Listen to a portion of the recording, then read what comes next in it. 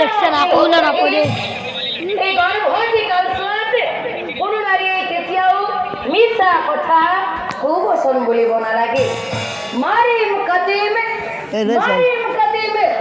ক্ৰোধ বাণী মুখেৰে উচ্চাৰণ কৰিব নালাগে। গৰ্ভৱতী কালত কেৱল মাত্ৰ নাৰীগৰাকীয়েই নহয়, তাৰ সমানে সমানে পুৰুষজনেও অৰ্থাৎ পিতৃ মাতৃ দুয়োজনেই ধৰ্মত থাকিব লাগে, ধৰ্ম নীতি মানি চলিব লাগে। মাৰিম কাটিম ক্ৰোধ বাণী মুখেৰে উচ্চাৰণ কৰিব নালাগে, জীৱ হত্যা কৰিব নালাগে আৰু আক্ষৰিক কৰ্মত লিপ্ত হ'ব নালাগে। আৰু তেনে নকৰি যদি পিতৃ মাতৃ অধৰ্ম কৰি ফুৰি আক্ষৰিক কৰ্মত লিপ্ত হৈ থাকে, তেনেহ'লে তেনেবোৰ পিতৃ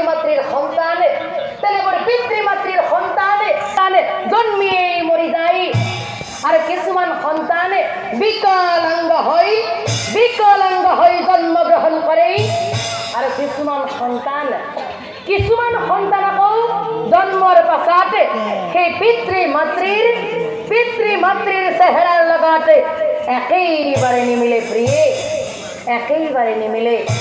আৰু আমিও হয়তো আমাৰ সেই কুকৰ্মৰ বাবে আমাৰ পুত্ৰৰ এনে এদিন চাব